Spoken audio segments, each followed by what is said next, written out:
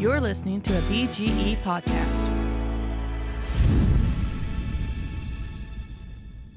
Friends and family gather round and fire up the barbecue. Let the smoke waft and float, that's what we're gonna do. You can't deny there's nothing like friends and family and food. Don't sit still, pull out your grill, we're gonna have a barbecue. We're going to be answering a question about a smoke tube and never estimate the power of pork belly. Fire is burning, the world keeps turning, don't worry what you gotta do. Cause if you're looking, you ain't cooking. Fire up the barbecue. Fire up the barbecue.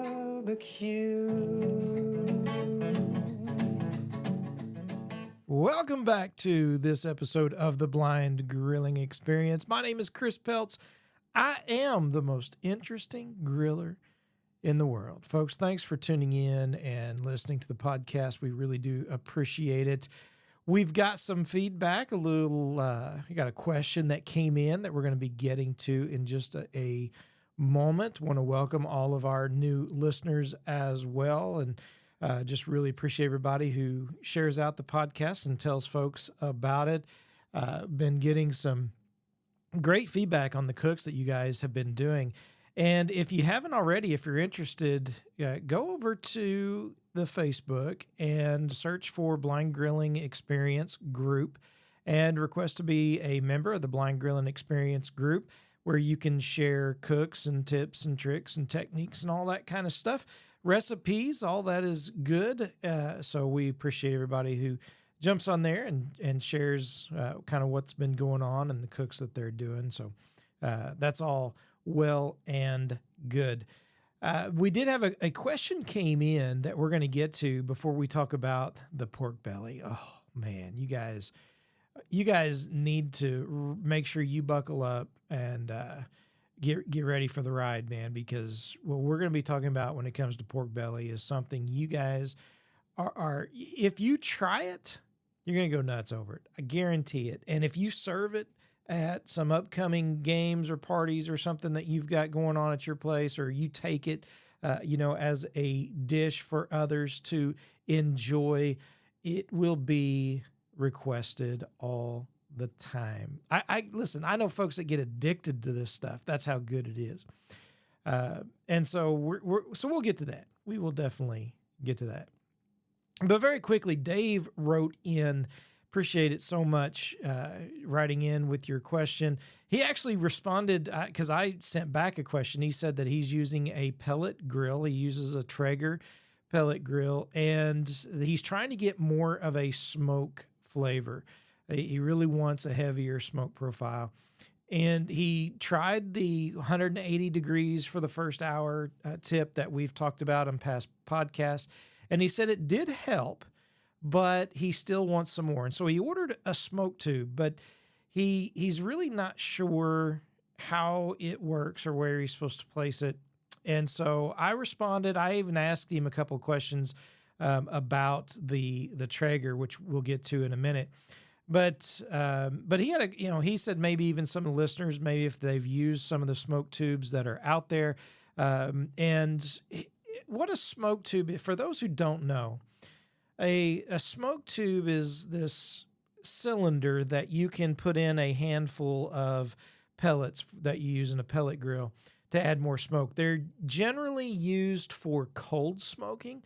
If you want to do some cold smoked cheese, or maybe you want to add some cold smoked fish, various things that you can do.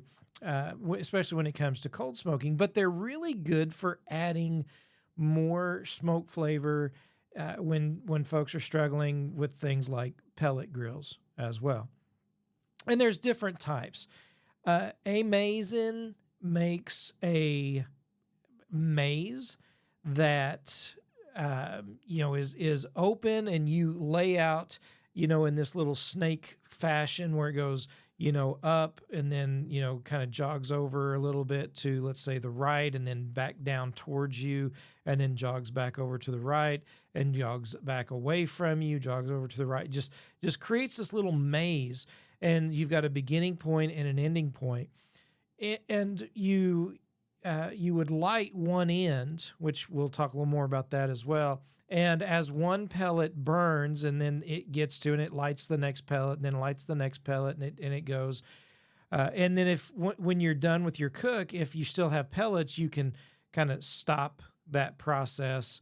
The tubes are a little different because the tubes, some of them expand and some of them collapse, almost like one of those old-time monoculars that, you would see on those old movies where, a pirate or, maybe, sometimes in Westerns or war movies, somebody holds up a glass and they, it kind of expands out and then retracts in.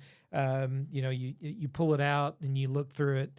Well, they've got these smoke tubes that are similar to that can expand and contract depending on how many pellets you want and how long, how many hours, I guess, you want to burn. And then some of them are just stationary. They're just a set little cylinder that you put a handful of pellets in, and you light one end, and it basically smolders the pellets because they can't really get going all that great, but it will produce smoke and help add an intense smoke flavor to your food.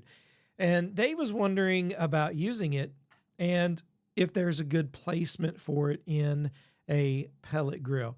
My recommendation, and this is where he even mentioned, and I think he's right, if anyone has used these things, or if you have some ideas that you want to send us some feedback and kind of answer these questions or, talk about your experience, info@blindgrilling.com is our email address, info@blindgrilling.com.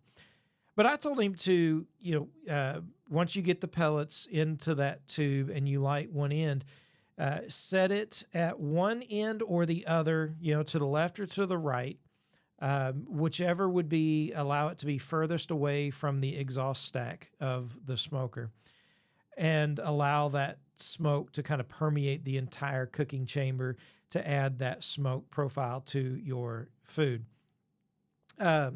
You could set it underneath your cooking rack if you wanted to. I think that would be fine. I wouldn't set it directly under the food you're going to be cooking if you can avoid that. But again, off to one side or the other, but you could have it down a little bit lower on kind of that deflector and that, that catches grease and rolls it down. So you could put it there. But I would put it directly on the cooking rack. On a pellet grill, a lot of times when folks are using charcoal grills, they'll just set them down in the charcoal or down where the charcoal is and let it create its smoke that way.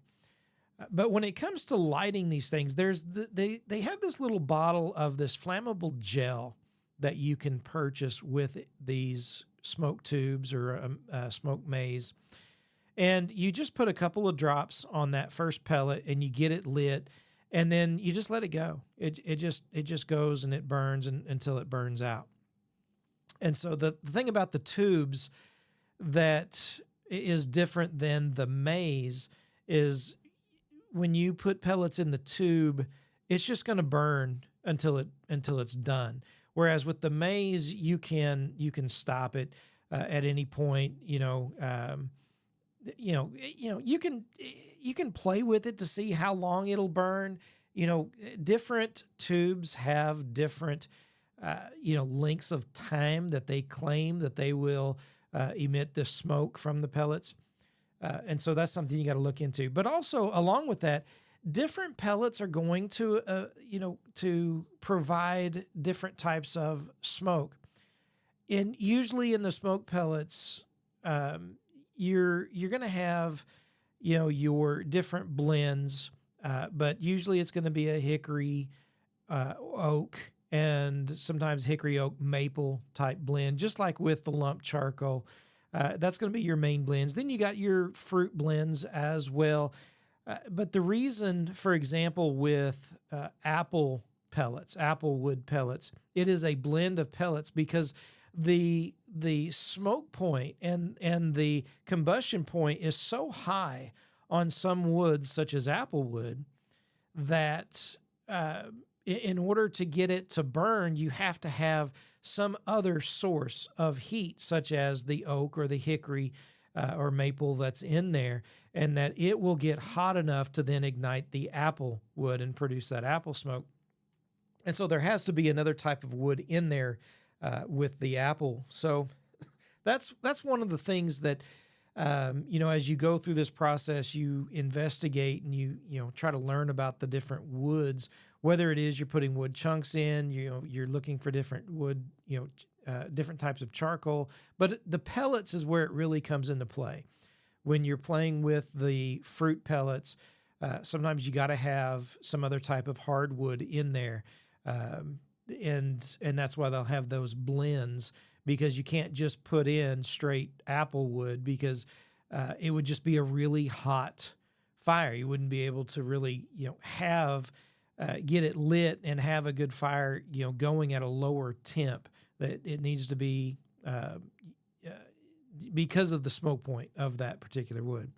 Unlike pecan, you could burn pecan, which is awesome. It produces a lot of great smoke without overpowering your food, but still, pecan is a really good wood, especially when it comes to the tubes or the mazes, for trying to add more smoke to it. So that would be something that I would recommend that you use. And again, it depends on what you're going for. If you really like that mesquite, heavy, powerful smoke, or if that's what you're going for, try the mesquite. Try that Texas blend of pellets. But make sure you get a good quality pellet as well. Make sure it is a wood and only wood pellet, and not something that has been compressed and has lots of fillers like glues and different things in it. Make sure it's strictly just a wood, that has been cut into the pellets, and not all glued together with all the other fillers. Because again, you're paying good money for this stuff. You want to get as much out of it as you can, and there are really good, reputable companies that are making some wonderful wood pellets for the pellet smokers. Now, with all of that said, very quickly, Dave did write back to me and tell me that, because we're always asking about accessibility when it comes to these grills, and I can't find the exact model that he has. I think it's like a 550 Pro or something like that. But he said that he had to have help on the initial setup to get it connected to Wi-Fi. But after that, he's been able to use it independently by himself, which is awesome. The app is fairly accessible and really accessible.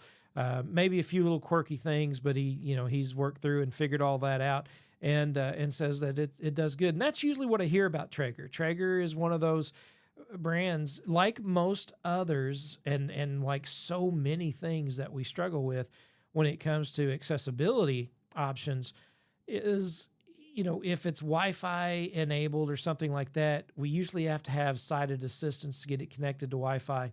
And then once that's done, we're good to go. Not always the case, but generally that seems to be more the rule than the exception.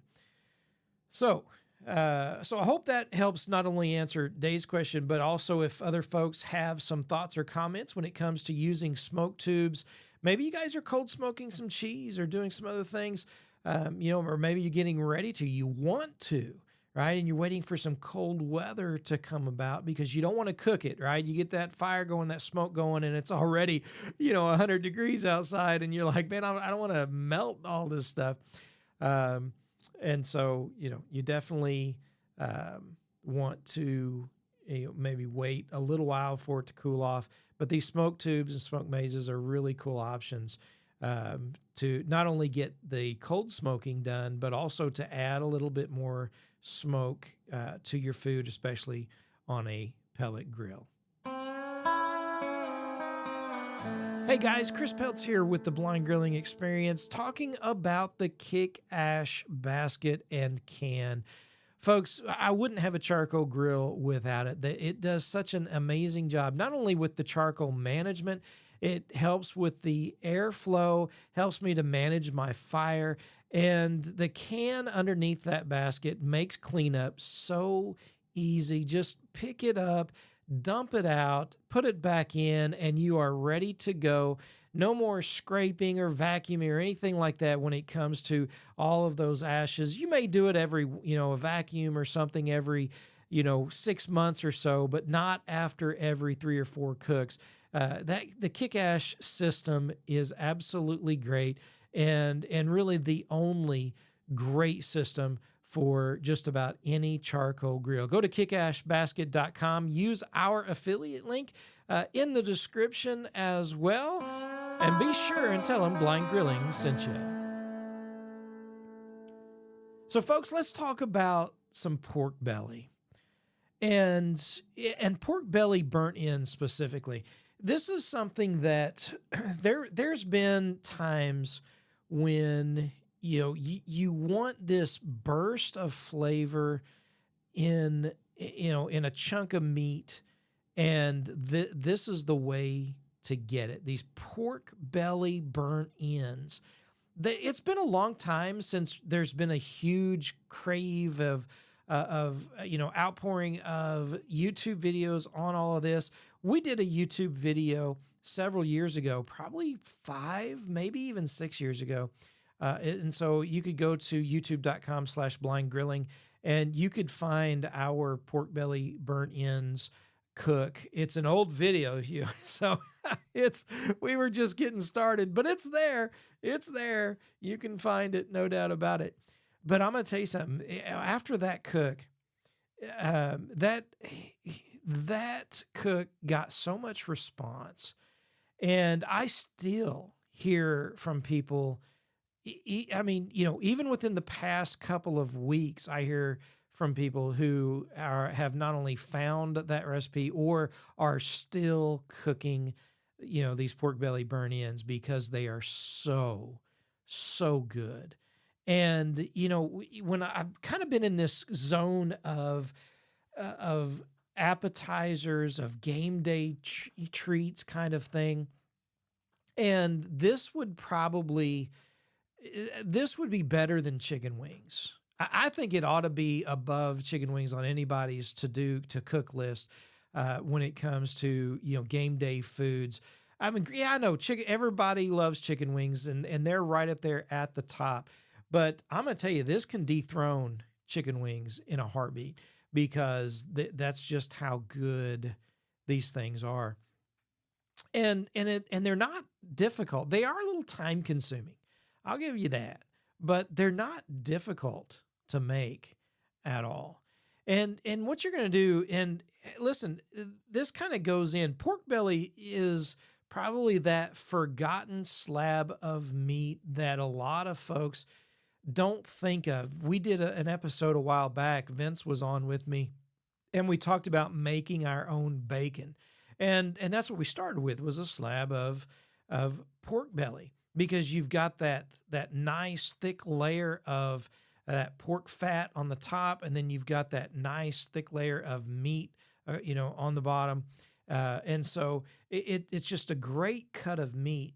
And it's so you can do so much with it, not only making your own bacon, but as we're going to talk about today, these pork belly burnt ends, because it is so full of flavor that, you could go into, both needing a drink of water from a little bit of heat to a diabetic coma because they're so sweet.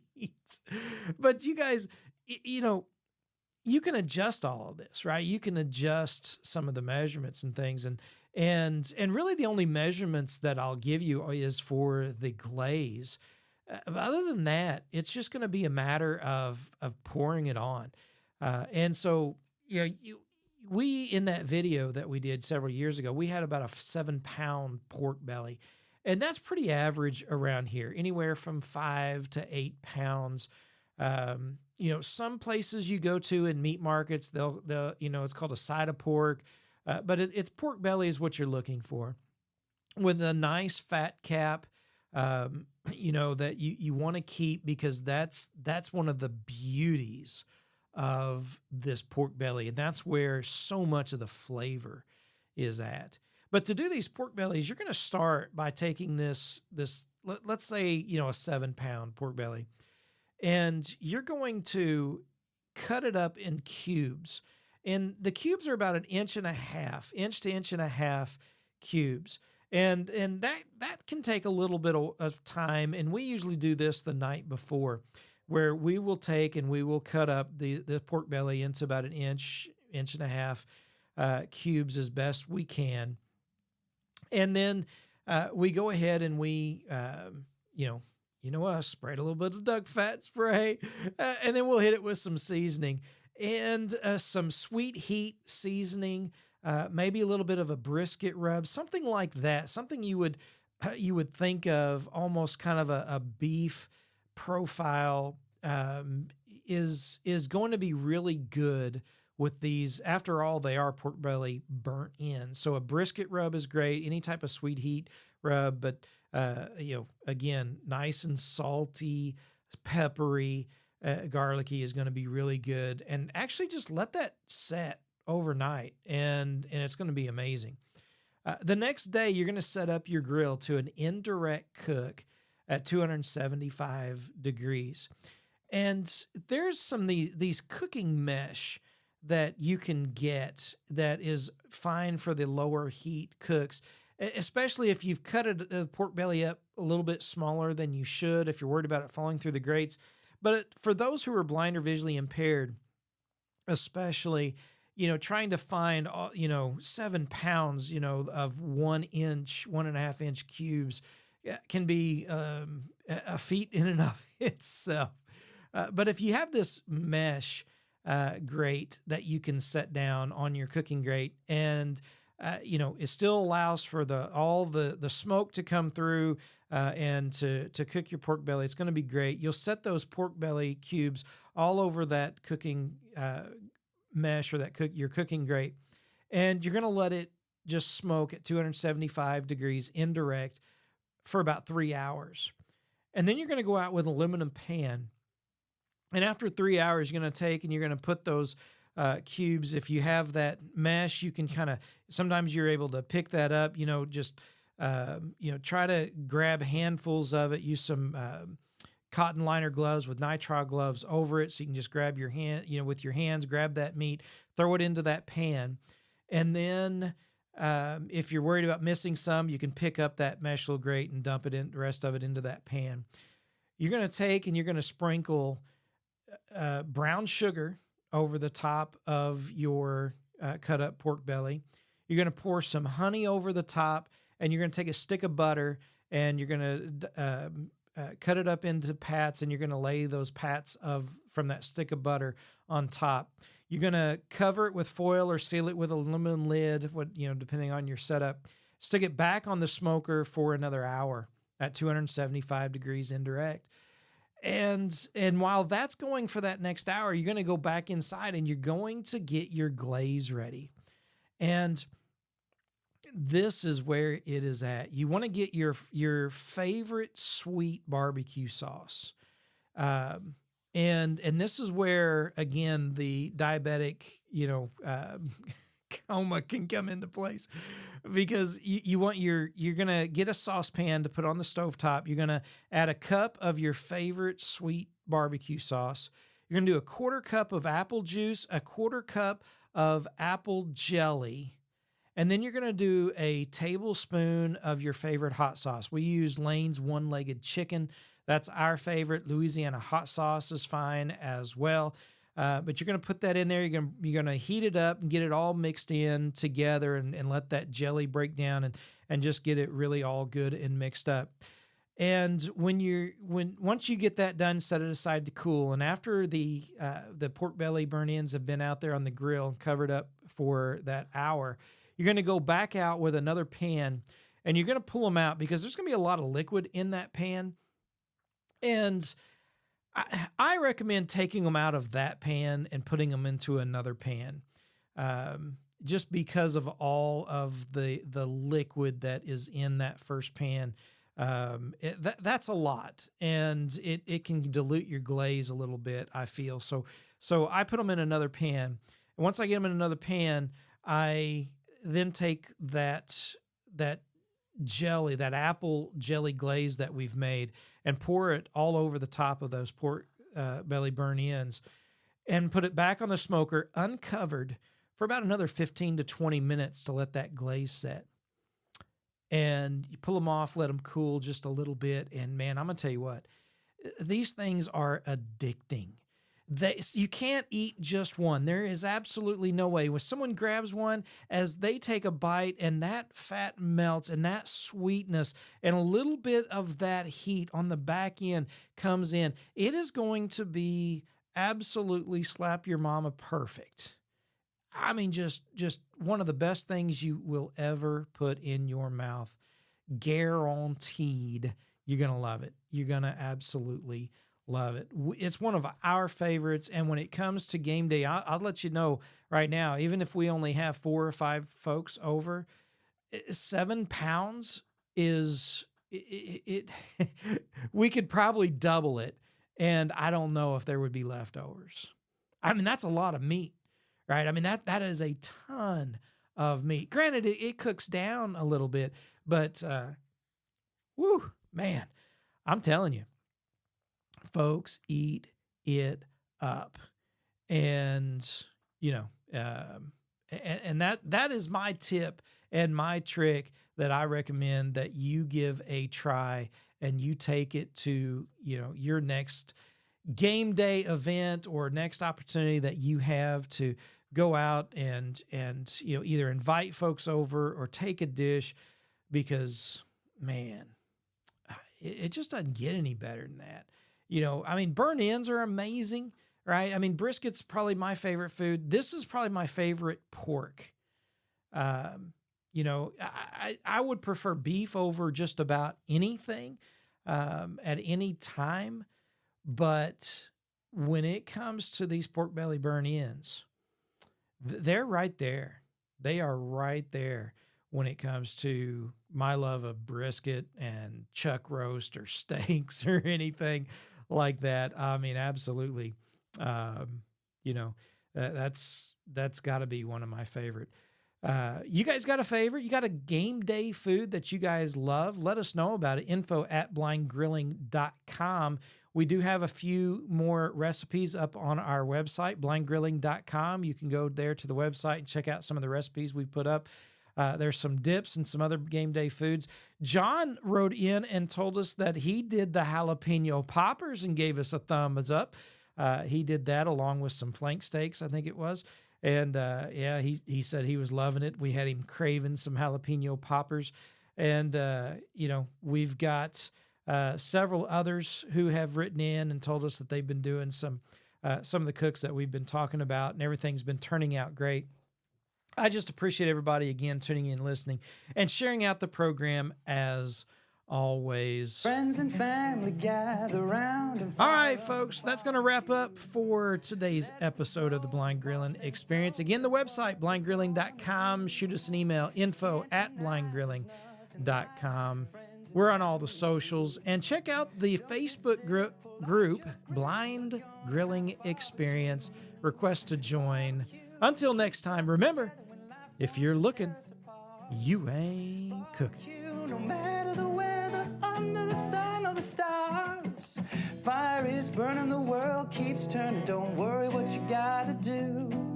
'Cause if you're looking, you ain't cooking. Fire up the barbecue. Fire up the barbecue.